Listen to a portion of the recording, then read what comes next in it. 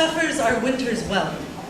Sometime in November, I begin to watch old episodes of How It's Made to pass time. Soon, I've seen so many that I can recognize the mechanical origins of any object visible from your bed. Their industrial scenes are the lines of a palm, revealing a past full of lathes and conveyor belts and injection molds. Soon, I can predict the super lame Discovery Channel puns today on How It's Made, blackboards, chock full of fun facts. Salmon, lox, stock, and bagels. You played days of StarCraft 2. Your only movement, the seizures of your fingers on the keys, the futuristic twitch of the mouse cupped inside your palm. You escaped the stillness of our new winter by building planets inside your screen where you command armies with the spasms of your hands. I begin to stink of broken zippers and jammed gears. All my moving parts locked against each other, shivering with the anguish of a stalled machine. The finger width of water in the jar on the nightstand is slowly turning to the taste of dust.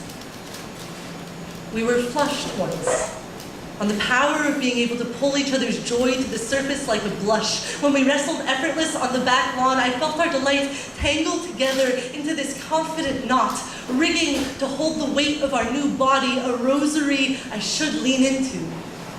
When I blueprinted the beautiful engine room where you would grow inside me, I felt you gallop into my reflection, become part of the whirling fortune I got to be.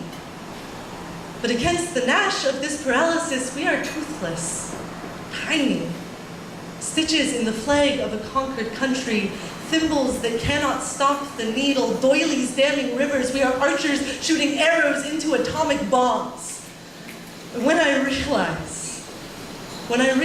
that loving each other does not make us immune to sorrow, it cracks me right in half.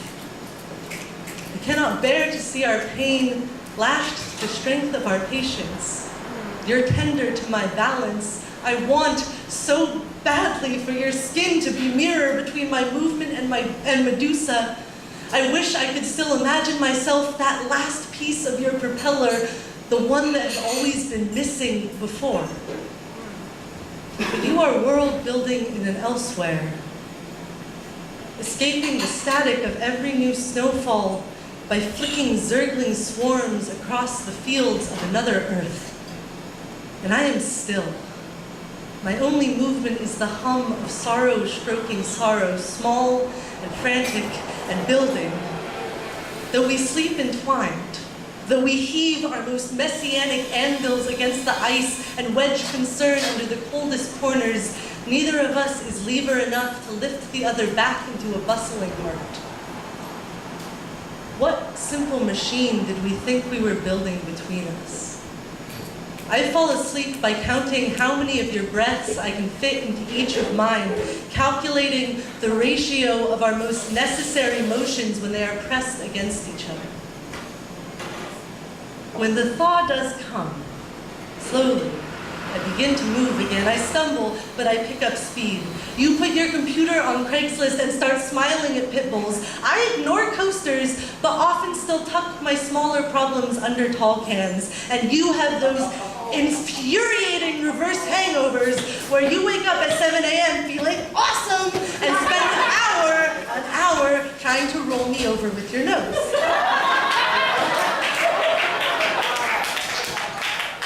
As you sweep the kitchen, I explain how push brooms are made, and you bristle with excitement.